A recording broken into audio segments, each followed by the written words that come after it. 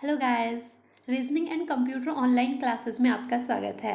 Friends, आज आपकी video बहुत ही इम्पोर्टेंट रहने वाली है। जो आपके गवर्नमेंट जॉब की वैकेंसीज निकलती है, तो जो अभी आपका कोरोना वायरस चल रहा है उसकी वजह से क्या इफ़ेक्ट पड़ेगा आपकी गवर्नमेंट जॉब के वैकेंसीज के ऊपर, ठीक है। जो अभी 2020 के रिक्रूटमेंट है उनके ऊपर क्या इफ़ेक्ट पड़ेगा।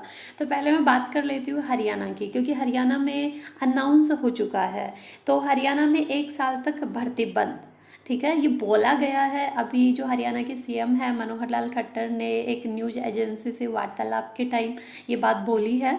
तो इस पे हम पूरी विस्तार से चर्चा करेंगे कि एक्चुअल में ऐसा क्या होने वाला है, या 1 साल तक एक्चुअल में कोई भी ज्वाइनिंग या कोई भी आपका आगे का रिक्रूटमेंट प्रोसेस है वो कंप्लीट नहीं किया जाएगा, ठीक है। ऐसे ही भर्तियों पर रोक, डीए एलटीसी भी बंद होने से बिफ्रेकर में पुनर्विचार कर फैसला वापस लेने की मांग। तो देखिए, पूरे विस्तार से हम बात करते हैं एक्चुअल में ये न्यूज़ है क्या फाइनली।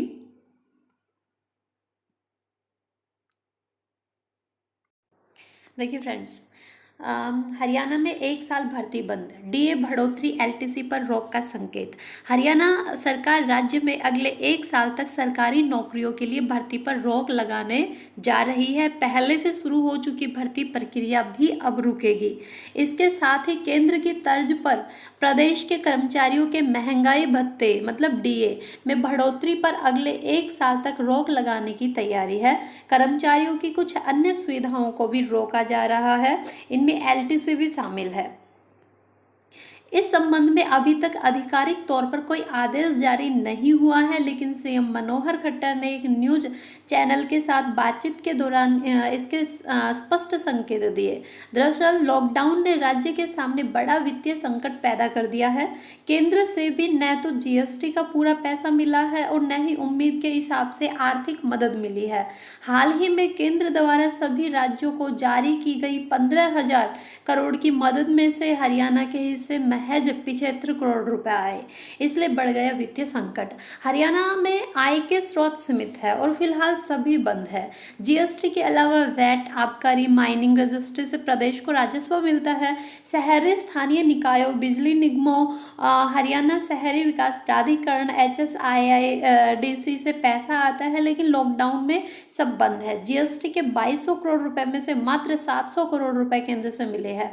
विकास परियोजनाएं भी रुकेगी। लॉकडाउन खुलने के बाद भी वित्तीय स्थिति संभलने में वक्त लगेगा।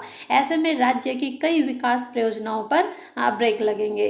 तो फ्रेंड्स, आप सबको पता है ये कोरोना वायरस की वजह से जो इकोनॉमी के ऊपर इफेक्ट पड़ा है, उसी की वजह से ये पूरे जो डिसीजन है ये लिए जा रहे हैं, क्योंकि अभी गवर्नमेंट के पास इतने पैसे नहीं है कि वो एग्जाम कंडक्ट करवा सके, नया जो रिक्रूटमेंट है वो निकाल सके, आप लोगों की ज्वाइनिंग करवा सके। लेकिन एक चीज़ का ध्यान रखना है, जिन स्टूडेंट्स ने ऑलरेडी फॉर्म फिल कर चुके हैं, हो सकता है क्योंकि अभी पुनर्विचार होगा उसके ऊपर, लोगों को काफ़ी प्रॉब्लम है इस डिसीजन के ऊपर।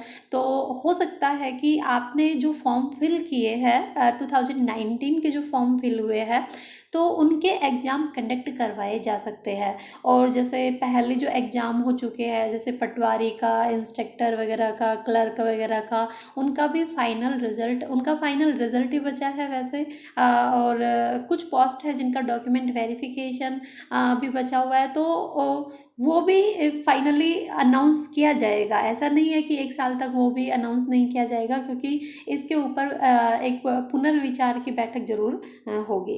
तो देखिए, आगे एक और न्यूज़ की तरफ बढ़ते हम। भर्तियों पर रोक, डीए एलटीसी बंद होने से बिफरे कर्मी, पुनर्विचार कर फैसला वापस लेने की मांग।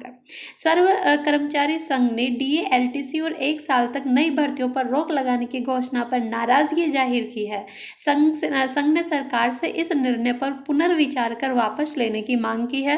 प्रदेश अध्यक्ष सुभाष लांबा व महासचिव सतीश सेठी ने कहा कि सरकार कोरोना योद्धा सरकारी कर्मचारियों पर निरंतरता में आर्थिक हमले कर रही है। इससे ऐसे लगता है कि सरकार ने उनके हौसलों को तोड़ने का मन बना लिया है।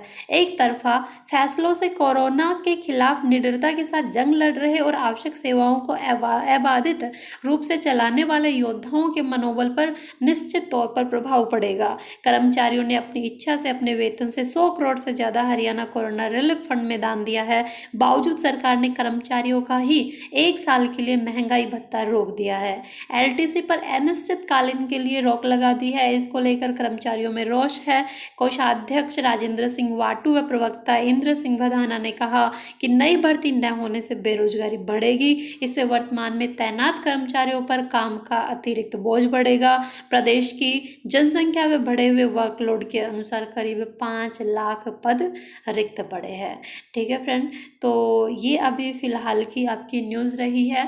फाइनल जो भी डिसीजन होगा, वैसे तो ये डिसीजन आ चुका है कि 1 साल तक भर्ती पर रोक होगी, लेकिन अभी भी पुनर्विचार होगा। पुनर्विचार उनके ऊपर होगा कि जो नया रिक्रूटमेंट है, नई वैकेंसीज है, वो ना निकाले जाए, लेकिन जो पीछे वैकेंसीज निकल चुकी है उनका पूरा प्रोसेस करवाया जाए। ठीक है फ्रेंड्स, तो हो सकता है कि आपका वो पूरा प्रोसेस हो।